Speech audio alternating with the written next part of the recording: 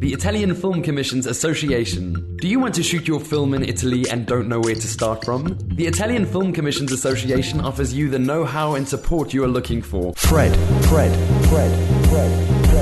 Film Radio, this is Nicolo Comotti here at Venice Days. Fred Film Radio, sono Chiara Nicoletti. Angelo Acerbi pour Fred Film Radio, on est au Festival de Venise. Fred Film Radio, z wami są Borku Terzik. Fred Film Radio, radio filmowy Fred, z tej strony Anna Tatarska. Fred, the festival experience in 23 languages. People of the universe, welcome to a brand new episode of the Big Fred Tuesday, Fred Film Radio's weekly show on all things cinema.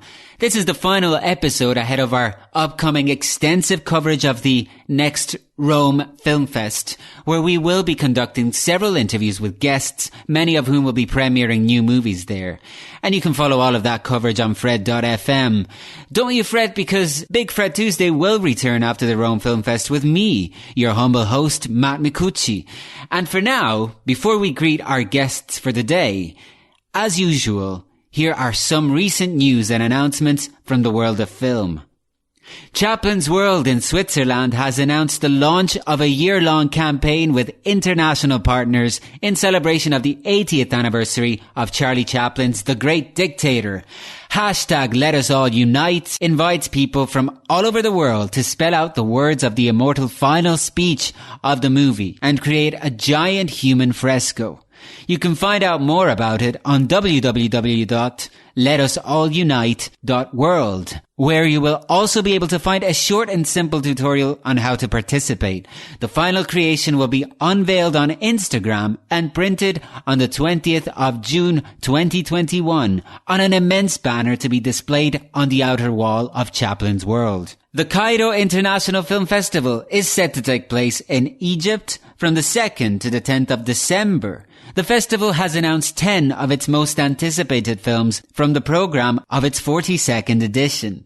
These include Golden Lion winner Nomadland by Chloe Zhao and other films that have won important awards at major film festivals. The Cairo International Film Festival is set to take place in physical form, and in addition to its film program, the activities of Cairo International Day and Cairo Film Commission are also set to take place in accordance with health procedures and measures approved by the Egyptian government and the World Health Organization. With that, let me tell you what we have in store for you this week on the Big Fred Tuesday. We will be kicking things off by speaking about the upcoming edition of the Raindance Film Festival in London, one of the most important independent film festivals in the world, with its festival producer David Martinez. After that, film historian Steve Massa will be joining us to talk about his new book on early slapstick comedian Roscoe Fatty Arbuckle. And finally, we will also be talking about the meeting of football and cinema with Andreas Leimbach-Niaz, who is the co-director of the 11mm Berlin International Football Film Festival. So throughout the show, we will also be revisiting interviews from our archive as usual, and there will be more goodies for you to sink your ears into, so to speak, of course. And we will be ready to start our journey, you guessed it, in a moment. Fred. Our first guest on this episode of the Big Fred Tuesday is David Martinez, who is the festival producer of the Raindance Film Festival, which takes place annually in London. And is certainly one of the most important, if not the most important, independent film festival in the world. So David, welcome to the show. Hello, Matt. Thanks for the invitation.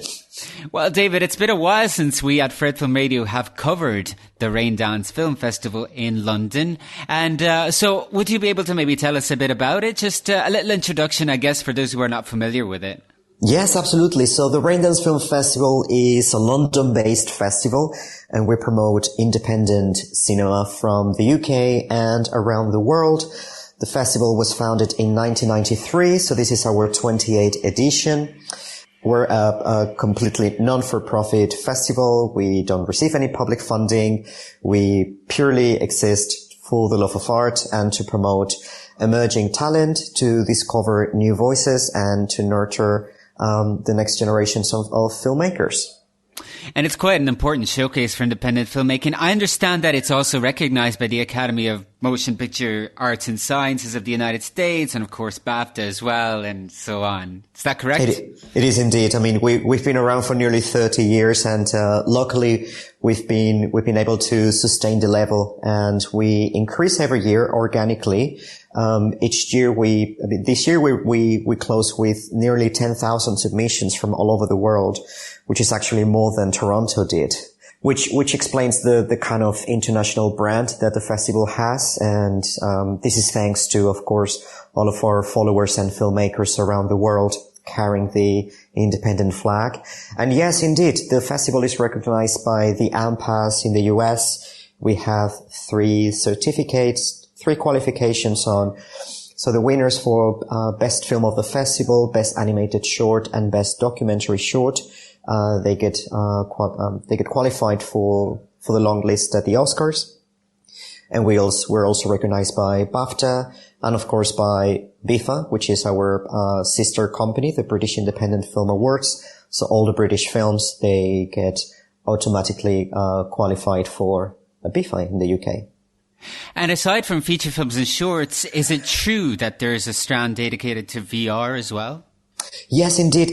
And we are actually celebrating the 5th anniversary of the Raindance immersive section. It used to be called Raindance VR, but of course, like the medium has changed a lot, that our curator, Maria Rakusenova, she's been helping us to elevate the level of this specific strand. So Raindance Immersive is celebrating 5 years. This year we have more than 40 experiences. We normally have 30, and we have it beautifully installed in an art gallery sort of activation in the South Bank in London, where you can just walk in and visit the station of each experience and just completely immerse yourself. We believe in the medium, even though in the beginning film festivals were not believing that there could be actual narrative in VR. There is, and we've proven that, and we are supporting those creators that they show us that this new medium is another way of storytelling, basically. So we are the first and so far the only festival that provides 10 different awards for VR experiences. That's very interesting. And generally speaking, though, if we can kind of come to this year's edition, this is kind of, these are difficult times that we're living in. And I was wondering how Raindance has been impacted by the coronavirus pandemic. Oh, really harshly, to be honest. But nonetheless, we've managed to navigate the challenges. Every year at Raindance is a challenge. I mean, this is just for us yet another challenge. As I initially explained, we are non-for-profit and we don't receive governmental support, which means that we eat what we hunt, essentially. But every year we manage to get to be approached or to reach out to the right supporters, sponsors, partners, that they help us, that they believe in the brand. And not just that, is the industry support. Each year we have amazing guests that they just come organically. I remember my first festival in 2012. Alan Rickman just showed up, literally uninvited, asking if he could grab a seat at the back of the cinema because he wanted to watch the opening film. So it's this kind of beautiful moments at Raindance that we embrace, because it does give us validation that the local industry and companies, sponsors, they do believe in what we're doing. So the pandemic obviously has represented a big challenge for us. Firstly, financially, because the sponsors, they sadly had to decline and to hold their participation until 2021, which of course we completely understood. But it was never a plan for us to cancel or to postpone the festival. Luckily, we pushed the festival back a month later, because we're normally end of September. But being at the end of the festival run, it allowed us to study and to highly respect the festivals that were first hit by by the pandemic, no? We have the Miami Festival that they had to cancel in the middle of the festival. We had CPH Docs that they managed to put the entire festival online in less than 48 hours. So that learning gave us the confidence that we didn't have to cancel or to postpone. Like, we had to deliver a festival purely because we owe it to our filmmakers and to our followers, because we received so many submissions by then, and we kept receiving submissions. So we're like, okay, the show will go on and we will find a way, no? So soon, like, the team came together, and we have this independent spirit, as if, well, we're going to make it happen no matter what, no? So we found a way to take the festival as a virtual engagement. And by doing that, we partnered with a company called Shift 72, a New Zealand-based company that they've helped many festivals, including Toronto, South by Southwest, CPH Docs, Vision de Real, Sundance, London, to have a festival experience, meaning that all the festivals will be, all the films in the festival will have a premiere. Some of them, they will have a video on demand option, meaning that for the duration of the festival, you can watch these films. Each single film at the festival will have a Q&A, either live or pre-recorded. So we wanted to recreate an experience to our visitors.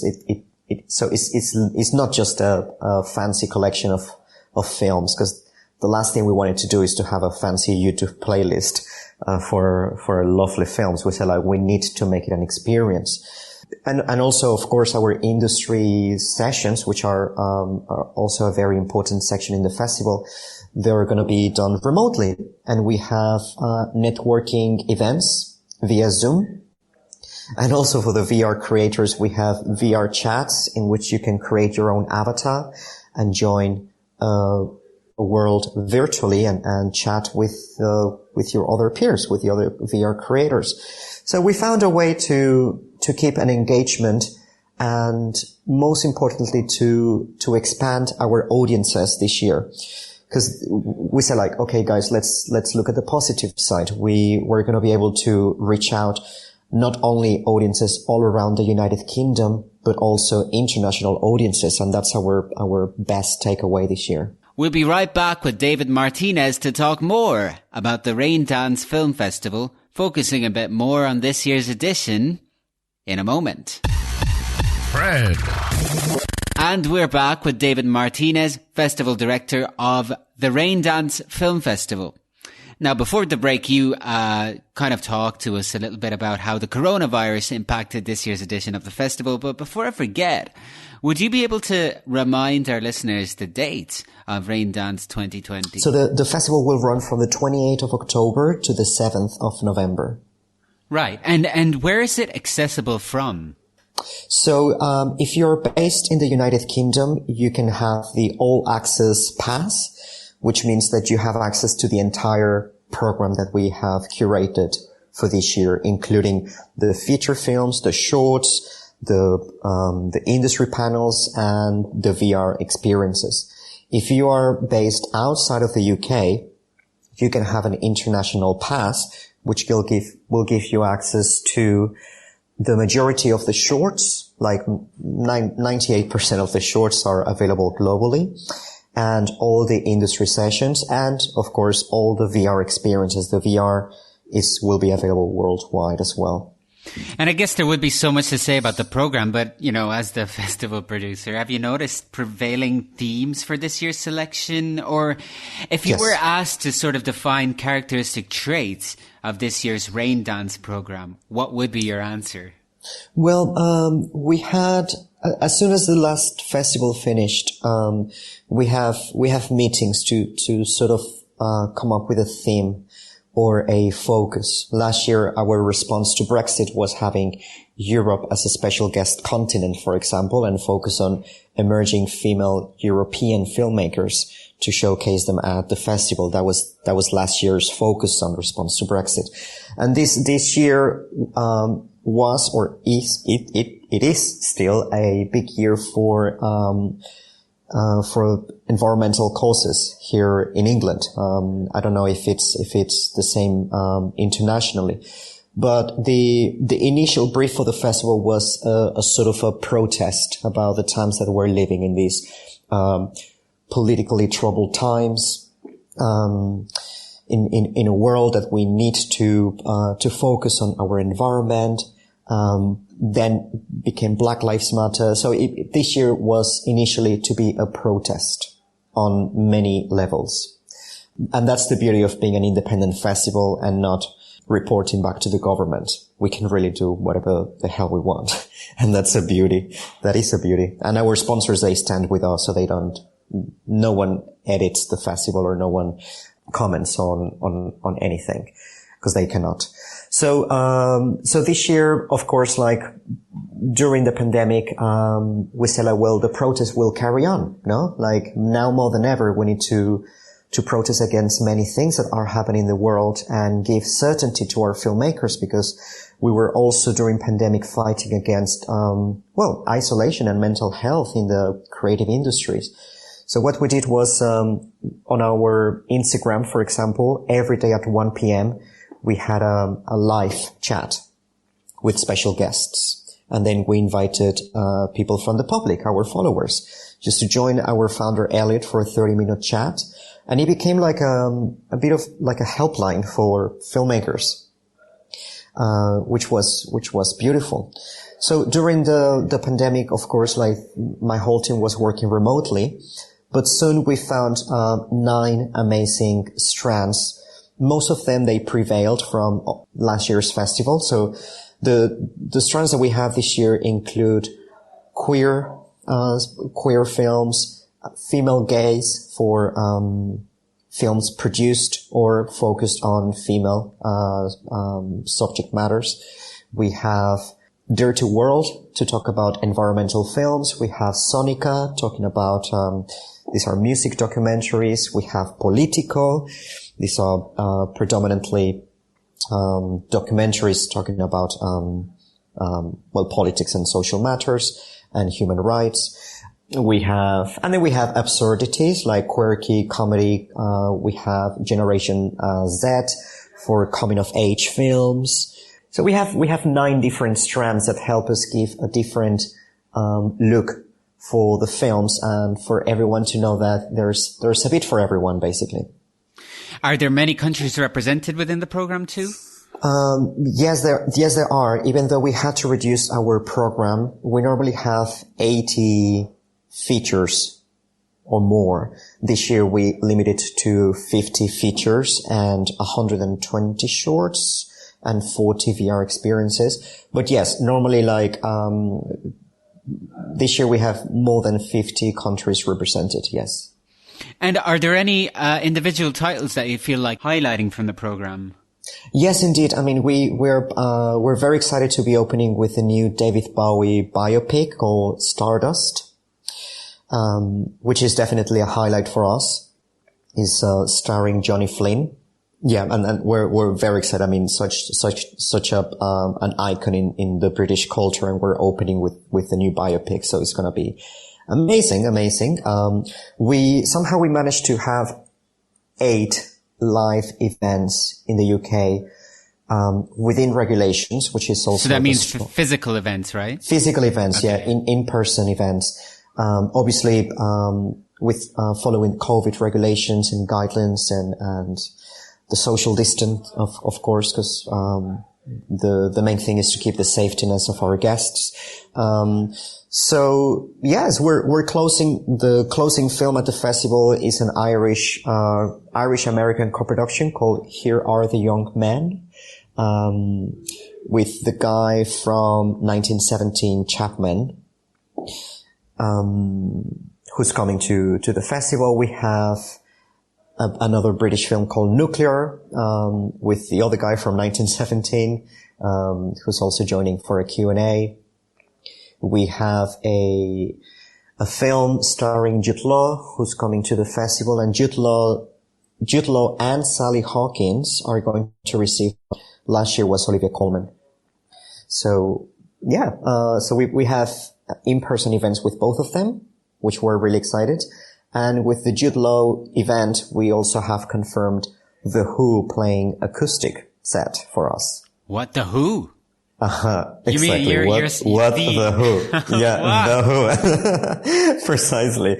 An acoustic set is going to be just 3 songs, acoustic. But yeah, these are the sort of things that you can find at Raindance, like really random, sporadic, and yeah. That's unbelievable. My mind is blown. You're really happy at The Who, you know. But yeah, it sounds like an amazing lineup, and there's a lot going on. If we could just temporarily return to the industry strand, which you mentioned earlier, I guess a similar question to what I asked you about the program of the features and shorts and VRs that are presented. Are there, in terms of the panels and the events of the industry section, are there any prevailing themes? Well, the industry program predominantly reflects the artistic program. So we have conversations about environmental films, as in how filmmakers can be actually advocates for environment and how the power of film in this aspect. We have talks about diversity and inclusivity that will predominantly talk about our female strands, the queer strand, Black Lives Matter. We have conversations about mental health. So the main theme of the industry program is film beyond 2020. So all the conversations will go around this new normality, but in a positive way. As in, what have we learned from this time? And moving forward, what's going to be the next strategy for the industry? So we have conversations about online streaming, like they are not the enemies. They're actually here to help us. And that's the way that festivals and films have managed to prevail. We're going to talk about e-casting. We're going to talk about remote producing. We're going to talk about, environment, that somehow this is going to be the greenest festival we've ever hosted, because we're not traveling anyone and we're not printing anything. So, and we're reaching out audiences that, because they didn't have the means, or because they had, access issues or mobility issues, somehow we were not able to cater them in the past, but now we are. So we're trying on the industry side to have a positive note on how the industry is moving forward. So, I mean, given the status of the Raindance Film Festival, it is quite important, I feel, that especially for independent filmmakers and upcoming filmmakers, that Raindance was able to put an edition together. I don't know how you feel, but it is kind of an important statement, I guess. Yes. So every year we change our tagline. This year our tagline is, "There is no stopping us." As in, I invite you and your audience to have a look at this year's trailer. Every year we commission a special trailer, and this year encapsulates our feeling. You will see, like, it's a 2-minute short. It's an amalgam of stories of how Londoners they've been living the lockdown and the pandemic, but then it will turn into a positive note about how cinema unites people even through these difficult times, and that's the message. There is no stopping us. Do you feel that cinema does unite people? Oh, absolutely. Of course, absolutely. It's it's a medium that unites. Ideally, as a film festival, we miss the human interaction. We miss the networking. That's the beauty of a film festival. However, this year we need to understand the other positive, no? Like we're reaching out, not just Londoners, the entire United Kingdom. So from the Highlands all the way to Brighton, and internationally, like every corner of the world will be able to watch our shorts and our industry sessions. And most importantly, and I haven't mentioned this, selling passes with a very, very reduced rate. Our all access pass in the UK is, £20 and internationally is £14. However, this pass will give you access to industry because that's the only way that we're going to monetize the festival this year. But important decision in the festival was that we wanted to offer our film content for free. So everyone can access our feature films and shorts for free. Feature films if you're based in the UK, but if you're outside the UK, you can access all of the shorts for free. Each page will have two options. One option is there is a suggested donation of £5. If it's within your means, we encourage people to share the love and give us a $5 if they can. But if they cannot, there is another option to watch the film for free. Understanding that this pandemic has hit us all, not just us as a film festival, as an arts organization, but obviously the entire film industry and the entire population. So we were like, this is also our way to contribute back. And if there is someone trapped at home because they're quarantined, or if someone had a rough day at work, they know that Raindance is here and we're providing entertainment and content for free. And we've had very positive feedback from the filmmakers, producers, right holders, distributors, sales agents, because they do understand, like, being an independent festival. And the first question they ask is, but how are you going to make money?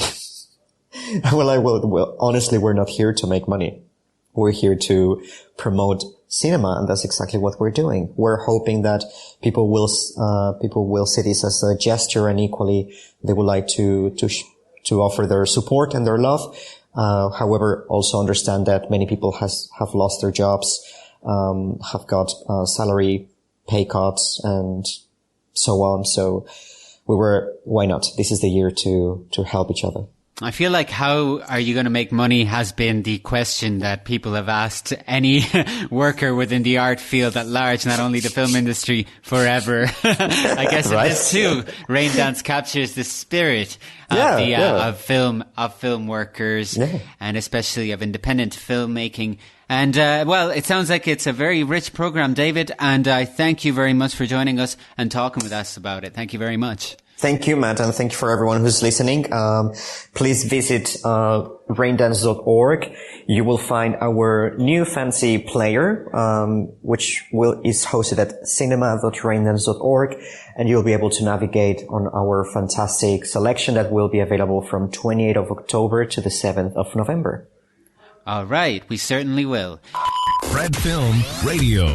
Director Michel Franco was the head of the jury at the recent Zurich Film Festival, where he also presented his new film, New Order. Now, the film premiered at the 77th Venice International Film Festival, where it picked up the Grand Jury Prize and where Chiara Nicoletti caught up with him for a chat about his latest work. Take a listen. Let's say that in the film, we're showing a dystopian future, but the strong feeling is that dystopian not so much. I think it's fair to say that the dystopian scenario is getting closer by the day. But we have it coming, because if we haven't learned and we're not willing to make a few changes, we will arrive to something similar to what's portrayed in my movie. Not necessarily that way, but that's what we have coming if we don't change. I think that's the purpose of the movie, is to make cinema. I don't make movies to pass a message. But if there's something to, take out from the experience of watching, is come on, let's not arrive to that point. In the press conference, somebody said that it's Jacques towards military groups, and the elite. But I have to say that I didn't feel it like that. I felt it like nobody's safe. There are no winners. I mean, it's not You're right. You're not attacking one group. You're attacking everybody because we're all the only I'm openly saying I disagree with is military and corrupt government. Those are the only one. But I agree with what you're saying. It's not about poor against rich. Actually, it's funny. In the film, it's not even stated that they are poor. Everyone that's dissatisfied and out for a revolution. That's people projecting themselves, saying, they're doing that because they're poor. In Chile, when the protests drove crazy the country, or the yellow vest, they're not poor. They're middle class, but they're tired. It's not about poverty. It's not that simple. So I agree with you. Everyone loses. How did you work on portraying violence? I mean, I found that sometimes the non-violent scene were more violent for me. I mean, in a way that you're seeing that they didn't really understand what was happening. They kept acting the wrong way.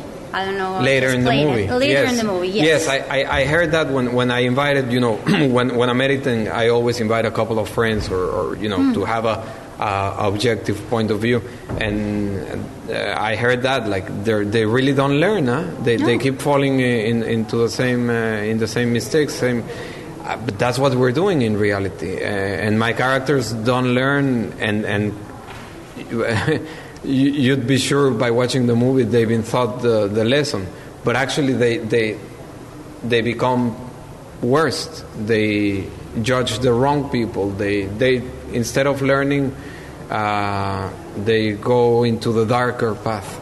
I was telling Nayan that it made me think about this Latin saying that mors tua vita mea, your death, my life. I mean, it's all this mechanism that it scares me, because even with what we're living today, during the lockdown, even in Italy, we're all like, we will get better. We will finally enjoy being together and being kind and blah, blah. And even if there are some virtuous behaviors, let's say that the rest of us are starting again in a way. Absolutely. And I don't see people genuinely worried to feed those who are out of jobs and to find a new system so these people have at least their basic needs covered. And you hear people saying, I'm fed up with the lockdown, I'm depressed. And who do you live with? Alone, or with one person, or with two kids? There's people living with 8 people in a house, and they, in Mexico, often they have no water. They have water every other day. So ask them to clean their hands. But the problem is that, and also that we don't care. If I'm doing fine at my place, and I have quick internet, fantastic internet, and I can stream everything, who cares? It's not my fault. How many times I've heard, it's not my fault. Let the government take care of it. I don't even know what my movie is about. It's about many things at the same time, hopefully. And I like that. And who, like you said, everyone loses, but what character would I defend? None of them. And who am I judging? Either. I'm not judging them, but there's a lot of ambiguity in the movie. It's very ambiguous. And that was challenging. I wanted it to be ambiguous. You know what I mean by... Yes. It had to be. It's like this. It's not dystopic. It's not a genre film. It's, in this sense, it's reality. Yes, I think. Yes. Hopefully the characters and the way they relate to each other, it's reality. But within a dystopic genre, cinematic. I think that helps, and it makes it much appealing to broader audiences, because we know it's not real. We know it's not going to happen like that. You anticipated my last questions, and so genre can help. In a way. I think so, because it gives you a certain distance. I agree. As opposed to watching... And also it gives me a lot of freedom. I wouldn't make a documentary, I think, I mean, maybe one day I'll change my mind, but the commitment one has to have with reality, it's a strong one. And by setting this in the near future, or whatever that means, you know, like, when people get too stressed watching my film, I tell them, relax, it's just a movie, you know? But if you're seeing yourself portrayed in it and that adds anxiety, that's your problem, man, not mine. Good luck with this very powerful film, and I won't be the only one to think that tonight, so good luck for tonight's premiere. Thank you, Michel Franco, for being here talking about Nuevo Order, the New Order by Nuevo Orden, the New Order, screening at the 77th Venice International Film Festival in competition. I'm Chiara Nicoletti, this is Fred, the Festival Insider. Fred Film Radio. In 1921, Fatty Arbuckle, one of the biggest slapstick film stars at the height of his fame, was arrested in San Francisco for the rape and murder of an aspiring actress named Virginia Rappa. He was later acquitted, but the scandal essentially put an end to his career and continues to taint his legacy to this day. Film historian Steve Massa recently published a book that moves away from said scandal and rediscovers the films he starred in and directed. The book is called Rediscovering Roscoe. And so, Steve, welcome to the show. Hi, Matt. Thank you for the invite. Oh, it's a real pleasure for me to speak with you. We're going to be talking about a few things regarding silent film, including your book on Fatty Arbuckle. But before we actually get started on that, I wanted to start off with a very simple question. And feel free to answer it in whatever way you like. What is it that fascinates you about silent film? What fascinated you? Just just a little bit about the origins of your fascination with silent film. I think I'm a very visual person. So just that whole direct, and especially with silent comedy, it's so visually direct, you know, it's sort of you're hot wired right in to, as far as the information, you know, you just see it happen. And that I really respond to the visuals. So, that's why silent film is such a great joy for me. And do you remember when you first came across it? I understand that, for a long time, it's kind of difficult for some people, it may even be difficult to understand this, but obviously there was a time when films, it was very hard to watch the classics, and particularly difficult when it came to silent films. That's true. I'm in my mid-60s, so I grew up, I was born 1955, so in America, I was watching television all the time. And when I was a child, they had programs that were children's programs where they took silent comedy shorts, Max Sennett shorts or different silent comedy shorts. They would take out all the titles, and then they would have some kind of, well, not really, but it was supposed to be funny narration and funny music, and they would show the silent comedy shorts. And that's how I first saw them, and I became hooked right away. I responded to them right away. And at the same time, I was watching Laurel and Hardy and Our Gang's sound shorts on TV at the same time. So I could see some of the same people were in the sound films as well as the silent films. So I got really hooked as a kid, very young. And then as a teenager, I started seeing longer, actually the complete versions of the shorts and the actual features. I started seeing them on local PBS stations on television. Yeah. And was that when you also discovered Fatty Arbuckle? Well, I didn't really discover Arbuckle until a little bit later, because his films weren't shown on American television, because there was still sort of a taint, because of the scandal. So his films weren't really being readily shown. And I would, when I first became interested in the films, it was Buster Keaton and Charlie Chaplin. But it did lead to Arbuckle, especially because of Keaton, because Keaton worked with him. Keaton started appearing with Arbuckle. So that, when I was reading and trying to find out as much information as I could about silent films, and silent film comedy. I would find information about Fatty Arbuckle, but it was a little more difficult back then to see any of his films. Yeah. So how would you introduce him to somebody who doesn't know anything about him? That's a good question. I would not talk about the scandal, although that's how most people do know him, even if people don't know about film, because it really was the first celebrity scandal. But I would, introduce him, just talk about how funny he is. As a fat man, he's extremely light on his feet, and he has amazing dexterity with props. He can throw knives over his shoulder and they land point up, without looking. And, I would talk about what a great director he was, a comedy creator. And he's one of the pioneers. You sort of mentioned it earlier that perhaps that scandal did ruin his reputation, and even looking back on him now, it seems like of all of the greats in slapstick comedy at the time, when people mention his name, they immediately sort of think about what occurred with Virginia Rappe.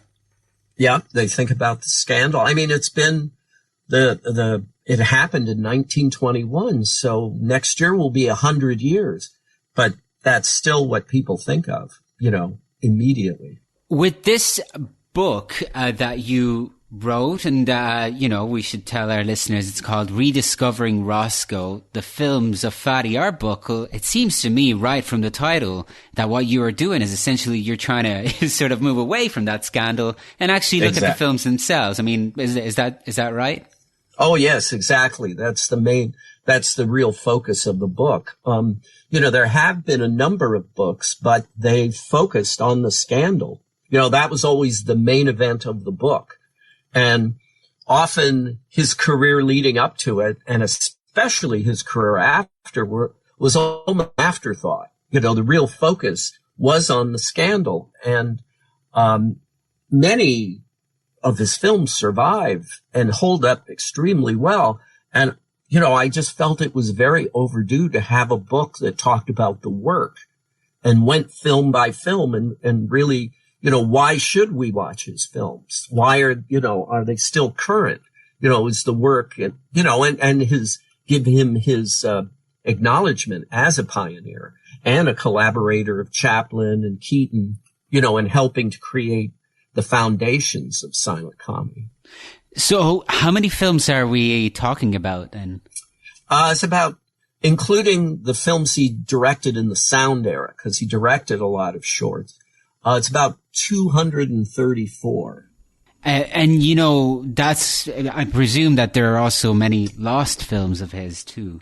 Oh, yes. Of that 234, I would say about 150 exist. Right. Are known to exist, which is a pretty good batting average, especially for someone whose films were so reviled for a while. And, some of them were destroyed. And a lot of them are very accessible.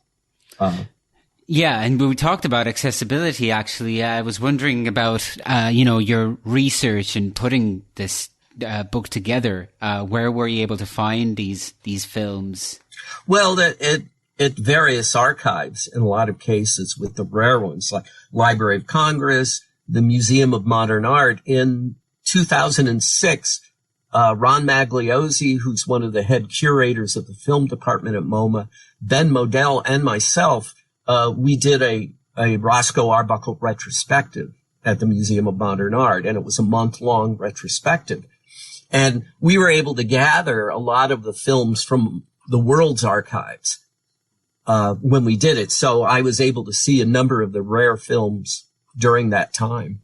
So how long would it have taken you to sort of put all that information together? Well, when we did the retrospective in 2006, I started gathering information with an idea of doing a book about, film by film. So I started gathering any kind of info, and I had already been gathering information on him because we were doing the retrospective. So I just continued over the years, and I've written a few other books, and I had written a few things for the Arbuckle, but I kind of put it away. And after I finished my previous book, which is called Slapstick Divas, about the women of silent comedy, I was going through notes and things, and I came across some of what I had written for the Arbuckle book and decided it was the right time to move ahead. And then it took about 2 years to just take all the information that I had gathered and process it all into the book. When we talk about his films, this might be a difficult question to answer, but can you think of any of landmark films of his that really stand out? Let's say, for example, that somebody, again, who wouldn't really be familiar with Fatty Arbuckle's movies, were to ask you if there was a film that's particularly good for starting out, which one would you recommend? Sure. I think the film that I would recommend it's a 1916 short called The Waiter's Ball. And it really, I think it shows everything he could really do. It's just a real crystallization of his strengths. That I would recommend. Another film that's very accessible I would recommend also is Fatty and Mabel Adrift, which is one of his, another Max Sennett comedy from 1916. 1916 was something of a peak for him. He really kind of came to full fruition at that point. So I would recommend Waiter's Ball. And any that particularly stand out as your favorites? Well, Waiter's Ball. There's another one made from that period called His Wife's Mistake, which is a favorite of mine. His first film for the Comique Film Company, The Butcher Boy, is also a favorite of mine. We'll be back with Steve Massa to talk some more about Roscoe Fatty Arbuckle, and also we're going to talk about the silent film series he has been hosting recently and more when we return. Fred Film Radio. We are back with film historian Steve Massa, and we've been talking about early slapstick comedian Roscoe Fatty Arbuckle. Steve has published a book titled Rediscovering Roscoe about the films of Fatty Arbuckle. And earlier we mentioned that the scandal he was involved in, without getting stuck on it too much because so much has been written about it already. But Steve, you mentioned that it impacted his career greatly and his legacy has been tainted as a result as well. But so we talked about some of the standout titles of his filmography, but what can you tell me about his output after the scandal? He wasn't allowed to appear on screen anymore. He had been directing his own films and, involved in writing his films for years. So he just worked behind the camera. He started directing shorts for outfits like Educational Pictures. And at first, they didn't list any directors, completely anonymous. But then he did take the name William Goodrich. And then he directed films with comedians like Al St. John, Lloyd Hamilton, Lupino Lane. And in the 1920s, he did direct 2 features. He directed The Red Mill with Marion Davies and Special Delivery with Eddie Cantor. And when sound came in, he continued directing. He was directing shorts. And then eventually in 1932, he got the opportunity to appear on screen again for some shorts for Warner Brothers Vitaphone. And he made a comeback. He made 6 shorts for them and then unfortunately passed away due to a heart attack. If we can bring it back to the book itself, just to give an idea to the listeners of what is actually in the book. So are we going to be able to find a mix of, historical information and critical evaluation, perhaps? I mean, what is it? I think that's pretty fair. Yeah. I mean, there's a lot of film history. I talk, not only about Roscoe's life, but I do talk about the people that he worked with as well. I document them, the people that were in his films or people behind the scenes like Max Sennett, the different producers and directors. And then because we do go film by film, for the films that exist, I do give a commentary and sort of my own take on each of the surviving films. With the films that aren't known to exist, I've tried to gather up as much information as possible from, primary sources like the trade magazines and newspapers from the time. And with all the films, I include, 2 or 3 reviews just to give, the way the films were received at the time. And, what occurred to me, actually, we were speaking earlier about how, you were able to gather all of this information, different archives and all of that. But when you think about, how your work as a film historian and scholar has evolved over the year in the process, do you feel like the newer technologies have helped you in any significant way? Oh, I definitely think so. The internet, of course. The media history digital gallery is amazing. They have digitized so many of the film periodicals from the time. And now, you have that at your fingertips, and they have a lantern search where you can search under Roscoe Arbuckle or Fatty Arbuckle. I mean, you can really, a few years ago, you would have to go through the trade publications page by page. And now you can focus. So definitely the new technologies, I think, have really added, so much. And in these days of coronavirus, we're definitely relying on technologies in more ways than once to stay connected, but also to keep discovering art and, of course, discovering movies and, of course, silent films as well, which brings me to the silent film comedy watch party. Can you tell me a little bit about that? Sure. This is a show that Ben, pianist and historian Ben Modell and I do on YouTube. We do it live. It's every Sunday afternoon at 3 p.m. That's New York time. And then it goes out live, but then it's archived on YouTube. And, in mid-March, Ben and I do a lot of live performances of silent films. But we had all of our shows canceled, because of the lockdown, the shutdown, because of the coronavirus. So we were sort of thinking, we still want to stay in contact with our audiences. And of course, during a time like this, people need laughs. You need to see these films. You need the diversion. So we really, I have to say, it was really Ben who figured out how we could do it technically, because he's a little bit of a genius in doing this. And he had been thinking about something virtual anyway. And it just seemed like the perfect time to go ahead. And the first weekend that everything started shutting down, we did our pilot just to see if we could get it out there and get it on the air. And we did. And, so we've been doing it. This Sunday will be the 29th episode. And, we show sometimes 3, sometimes 2 comedy shorts. And Ben plays live, and I give a lot of the background on the films, and then we discuss back and forth. We have people all over the world. We get emails from Brazil and Norway, and people are watching it all over.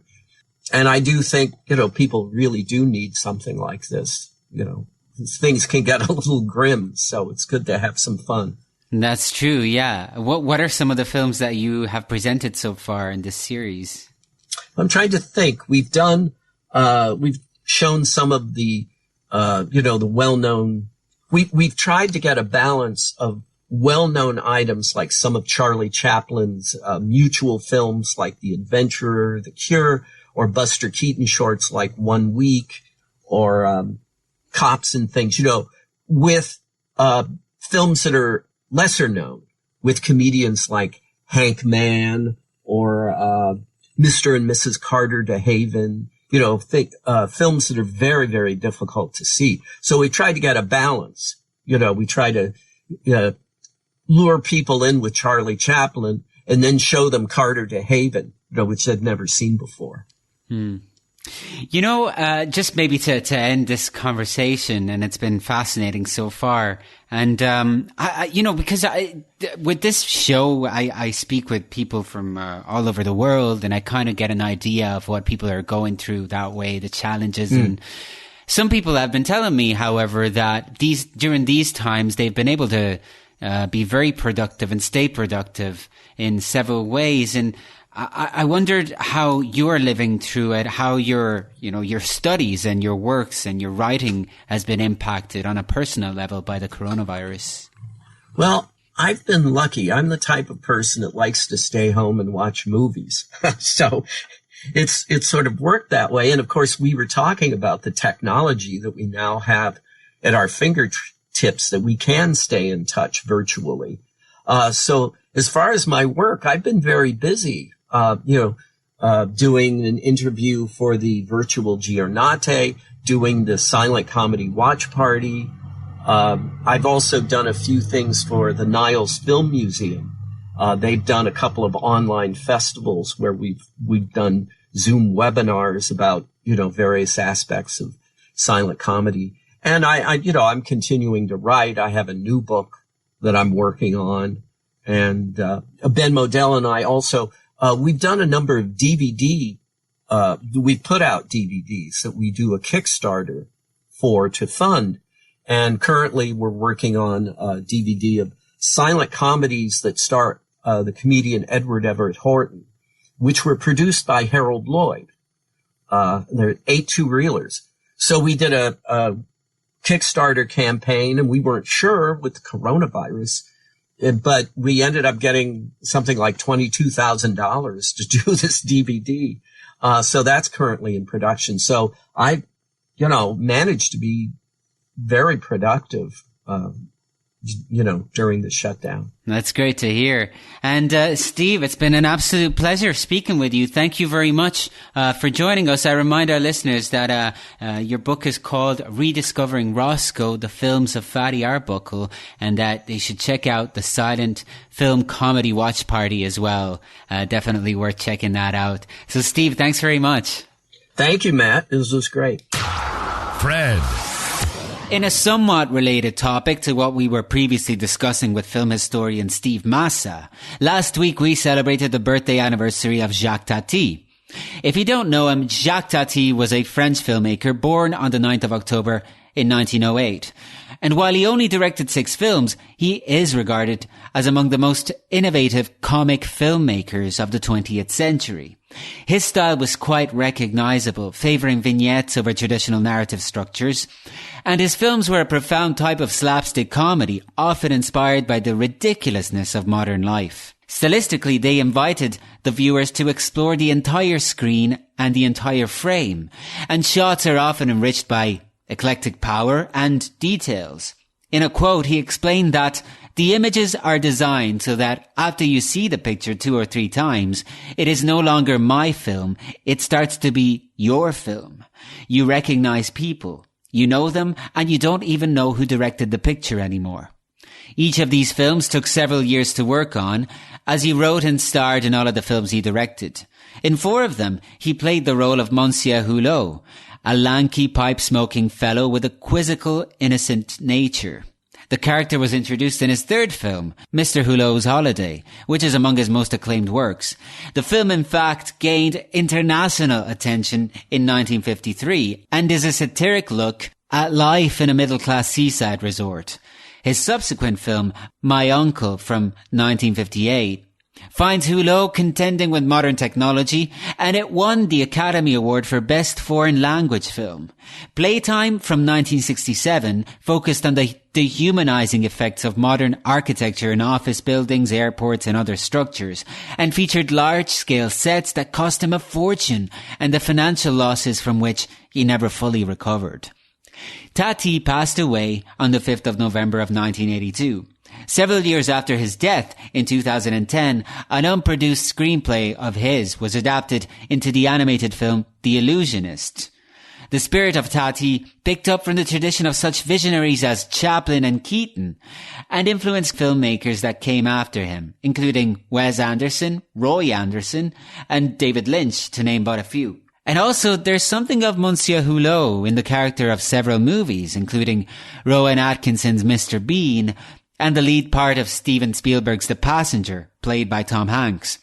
Now, personally, I think that if you've never seen any of his films, that you should, and also that Mon Oncle is a good place to start. It's just a spectacular visionary work with a touch of surrealism that characterizes all of the director's works. And I'm pretty sure that soon enough, Jacques Tati and his movies will become your new cinematic obsession. Fred. The Whaler Boy emerged as the winning film of this year's Giornate degli Autori strand of the 77th Venice International Film Festival. And here is my interview with its director, Filip Jurjev, and the actor from the film, Arie Vortarter. Filip, just in case our listeners are not familiar with the film yet, because it is premiering, it's here at the festival, would you maybe say a few words to just describe the story and, say as much as you'd like? Okay, thank you. So this is a story based on isolated place, a small village on the far north of Russia. It's Chukotka, on the place between the borders of Russia and USA. So the boy is living in a small village, and he's a teenager, and I guess he is full of ideas of exploring the world and having some, romantic feelings.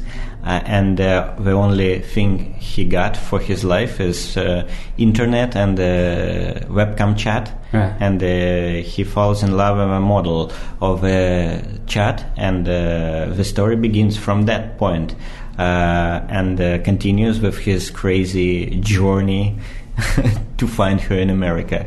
So the American dream.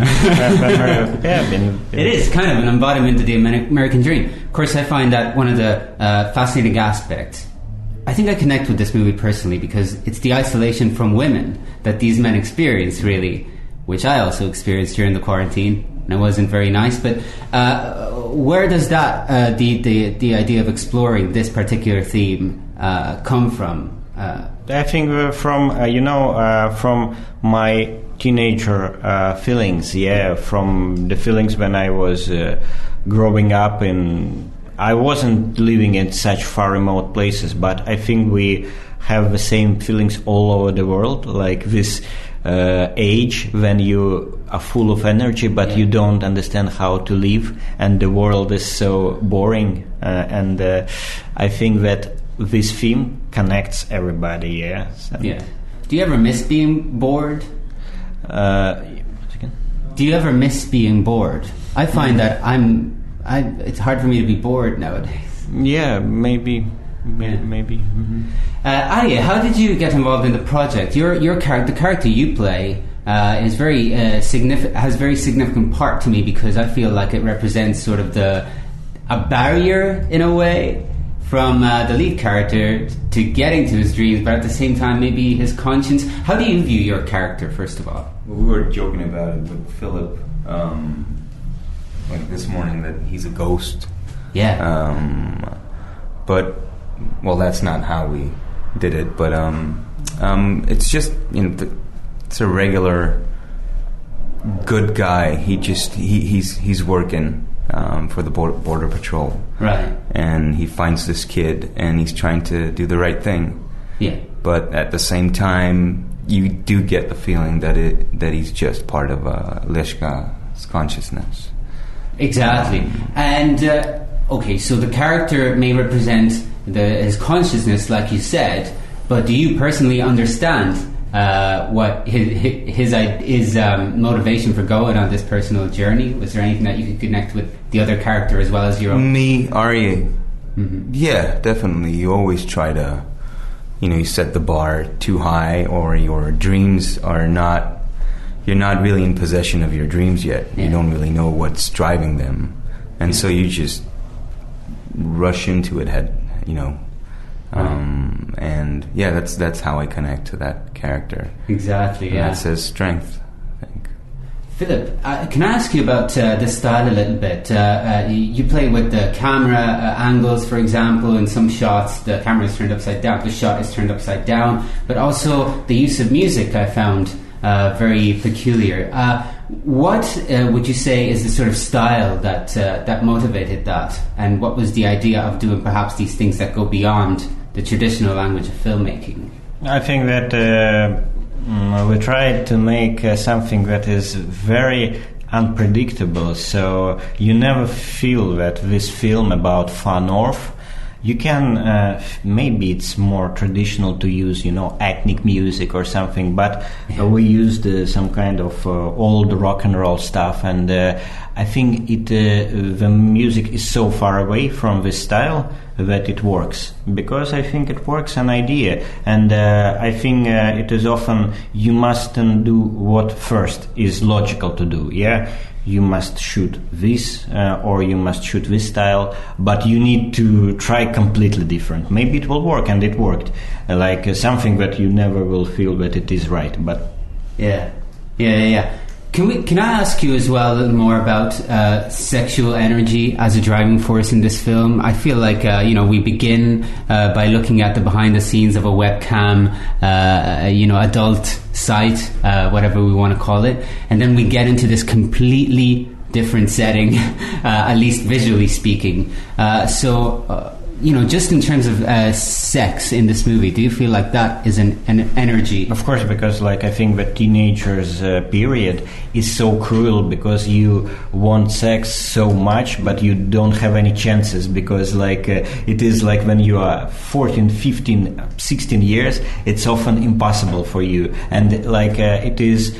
I think it's not right to speak about the teenagers' feelings and don't think about the sex or something. I think that it is one of the main parts of your life in that age. But on the same side, it is not only sex, but some feelings of romantic and feeling of yourself not from this place, and finding your own place in life. I think it is all together, and I think for the main character at first, this cam girl is some kind of a sex dream, but after that it become for him the question to himself, what I'm doing and what I want and where is my home. I think some kind of that. Yeah, it all comes together. I understand what you're saying, and I would love to dig in deeper into these subjects, but unfortunately that is kind of the time that we have set out for this interview. Nevertheless, thank you guys for joining us and talking about The Whaler Boy, which I urge listeners to look for and check out, hopefully soon enough, beyond the Lido di Venezia. Thanks a lot, guys. Thank you. And this is Fred Film Radio, the Festival Insider. Fred Film Radio. Football and cinema meet at the 11mm Berlin International Football Film Festival each year in the German capital. After being initially postponed, the festival is set to return soon, and joining us to tell us more about it is its co-director, Andreas Leimbach-Niaz. Andreas, welcome to the show. Hello, Matt. Nice to meet you. Oh, it's a pleasure for me to meet you, and we're going to be talking about the International Football Film Festival Berlin. 11mm actually is part of its name. This is the first time that we get to talk about this festival on Fred Film Radio. So I was wondering whether you could just start by maybe telling us a little bit about its history. Oh yeah, it's quite a long history already for us. So we started in 2004 in Berlin. The British Council had the idea to screen a couple of football films from England, and they needed a partner to organize all that. And they asked us, as a football cultural club, we played football and we loved to watch films. And then they asked us, could you organize this little festival, which wasn't already a festival, just like a film series, 2 years in front of the World Cup in Germany. And so we said yes, and it was a great fun for us. And after having a nice time in small cinema in Berlin, we thought, why shouldn't we do this next year? And why shouldn't we call this a festival? And that was the beginning of our football film festival. So it's been quite a while that it's been around. Absolutely, yeah. We were really the one who did it the first time worldwide. Nobody had the idea to do a festival like that. And when we see now, 16 years later, you find quite a lot all over the world. And the good thing is they are really nice, and they all are talking to us if we could cooperate with them, because we have quite the biggest experience in that. So, and this is what we like, to do a network, to work together, to tell each other what new films are in South America. There's a partner of us, it's Cinefood in Rio de Janeiro. And yeah, that's really nice with our little festival to have experience like that worldwide. For the benefit of our listeners coming from the United States and other places around the world, we should probably specify that when we talk about football here, we're going to be referring to specifically what in some countries would be primarily referred to as soccer, right? Just to avoid any misunderstanding. And to this, I wanted to ask you something that is somewhat of a general, question. But feel free to answer it in whatever way you like. What do you feel are some main similarities between cinema and football? Well, yeah, I think it's interesting to put football out of the stadium and into the cinema, and you get a totally new look onto this sport and to the people who are involved in that. And sometimes you have the feeling in the stadium they are actors on the ground. So we think it's really a nice new setting for football, and this helps us to have a totally different look onto this sport and to look behind it. We are not interested in just results, but what is the philosophy? What does it stand for? What does it give you maybe for your life? Whatever. So this is really interesting to have this new setting and a new look on that. And fortunately, we find a lot of people who like to share this view with us.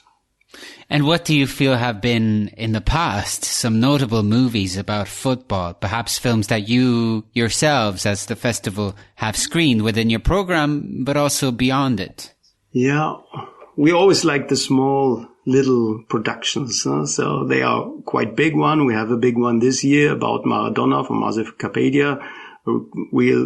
Great big filmmaker, really successful, and about a big star. But you also find the small films about amateur clubs or about the football, about the national coach of Afghanistan, which is our opening film this year. So these are the films we really like because they have quite difficulties to get screened in the cinema or on TV. And yeah, we like to give spotlight on them and to show it and to share it with our audience. And they always say to us, where do you find that? This was so great, and I've never heard about that. And this is always, a personal success for us if we can manage that. So highlighting stories from all over the world. Absolutely, yeah. After all, it is an international film festival, I suppose.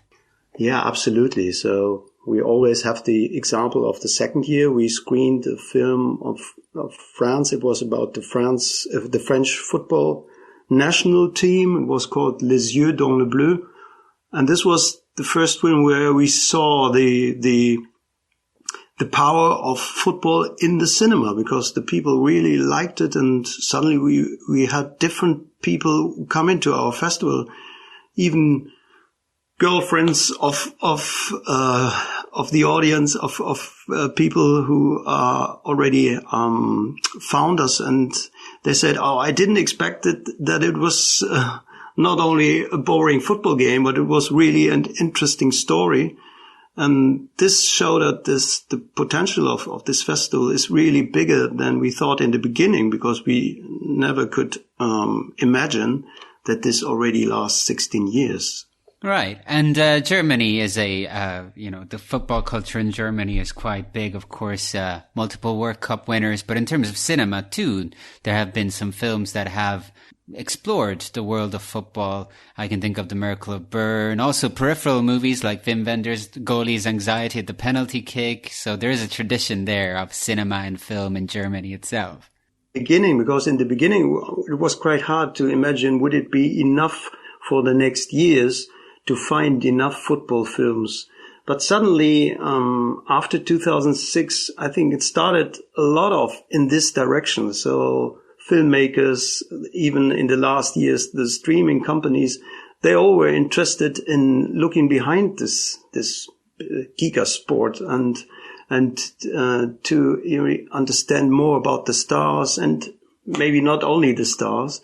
And that was a big help for us, that we realized, worldwide you find enough films to do a festival every year. So we're going to screen 60 till 70 football films every year. And these are new films we're going to find all over the world. So that was quite, it's still a great pleasure that, it's never done. You always find new ones. To return to contemporary times, in a moment, we will talk about how COVID-19 has impacted this year's edition. But in general terms, and perhaps with reference to previous editions, how is the festival actually structured? What format of films are presented? Are they both shorts and features, documentaries and fiction? Yeah, we're gonna screen the whole variety. Yeah? So it's like you said, it's short films, it's documentary, feature films, and normally we are in the cinema. It's a really traditional cinema in Berlin. It's called Babylon, and normally we always are there in the end of March.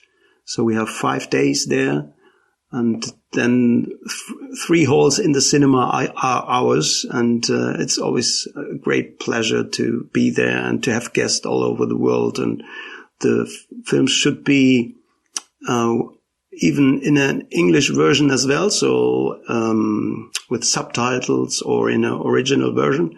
So this is the normal case, but this year it wasn't, so we had to postpone our festival now into October. We cross our fingers that this will going to happen next week. We'll be right back with more on the Berlin International Football Film Festival in a moment. Fred Film Radio. We're back with Andreas Leimbach-Niaz, festival co-director at the 11mm Berlin International Football Film Festival. So earlier we briefly mentioned that the festival was to take place earlier in the year before the pandemic. In fact, what were the dates, or when was the festival originally scheduled for?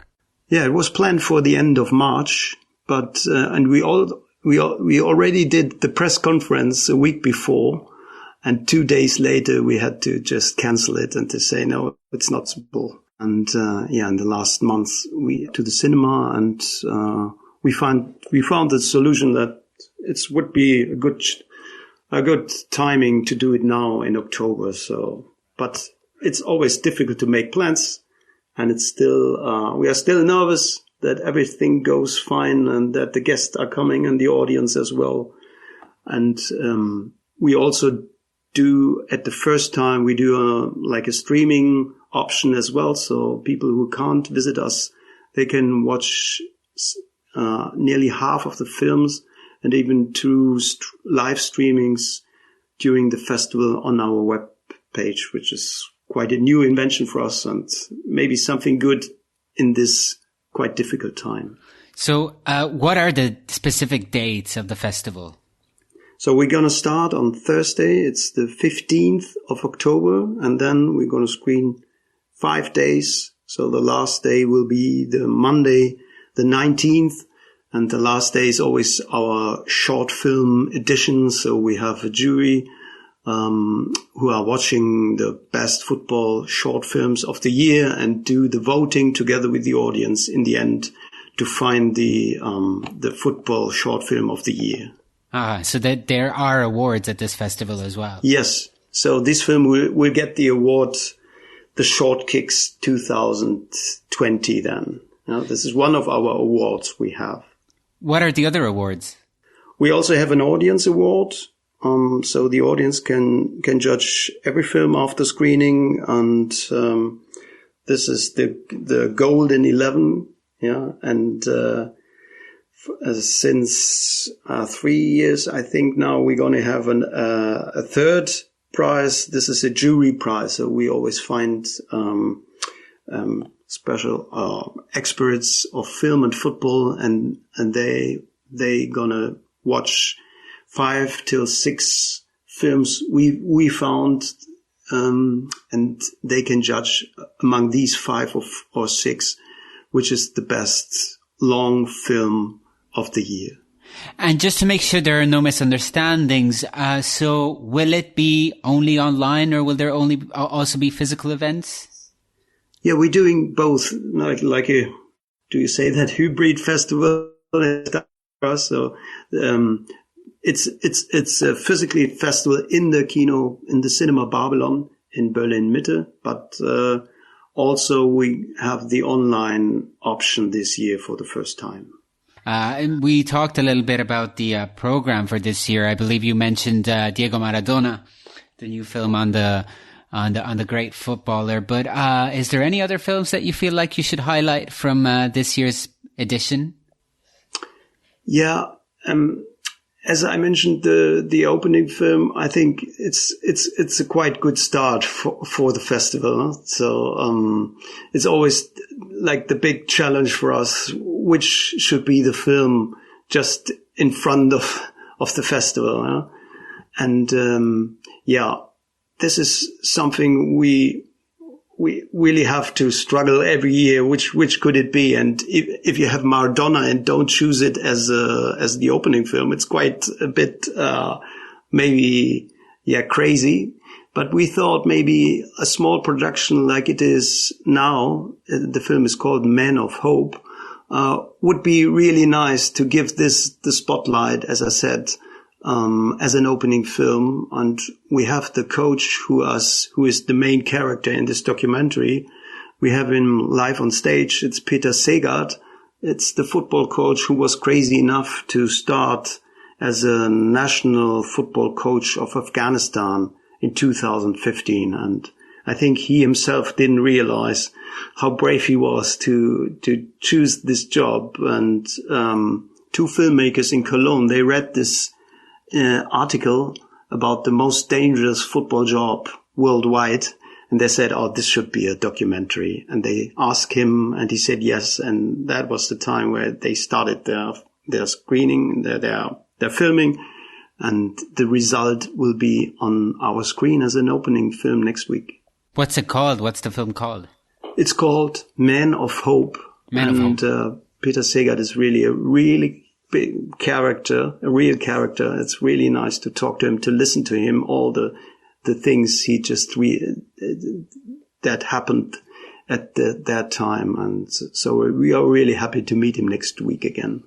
So aside from the screenings themselves, would there be parallel events? You mentioned Q&As, so that's one. Will there be other events such as talks and so on? Yeah, this is like the price we had to pay this year. So we normally have exhibitions and we have podcasts and lectures and things like that. So we had to cut this down because of the special times now. This is the price of this year, but we have the Q&A, so we are happy about every guest who can make it to come to us. And if not, we try to have like video messages to even have some contact of the people who are responsible for the films. And just to return to the digital or virtual or online version of this year's edition of the festival, how will people be able to gain access to the films and the content? Where can they sign up? And also, where will it be accessible from?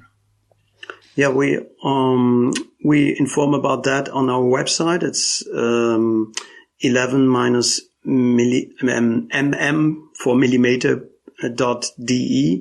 So we have like a Facebook live event of the opening night, including the film, and the film. All the other films will be accessible by our website, and also the last streaming event of the short film competition at the last day. It's the Monday of the festival, the 19th.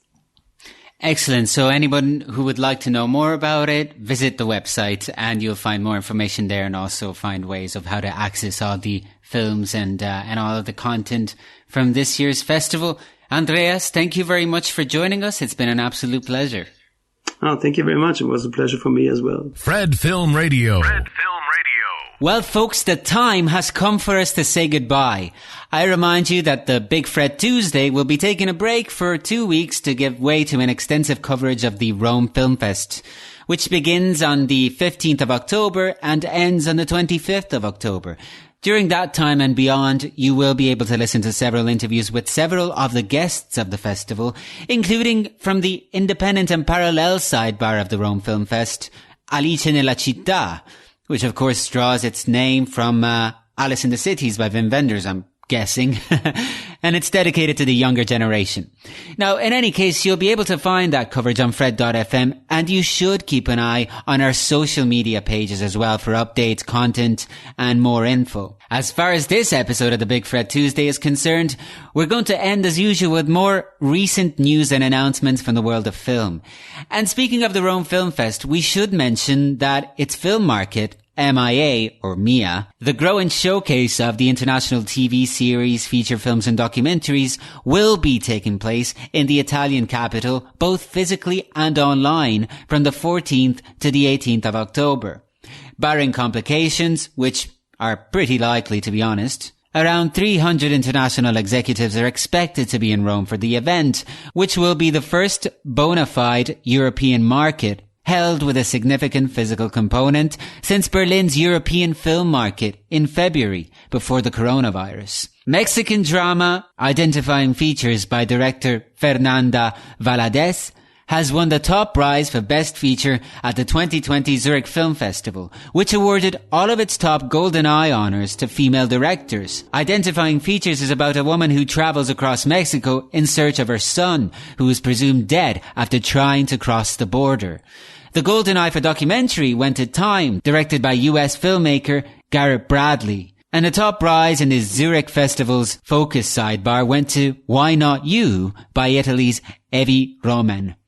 With that, we're just about ready to wrap things up. I'm Matt Micucci, and you have been listening to the Big Fred Tuesday. Thank you so much for listening. I hope you will continue your explorations of cinema past and present.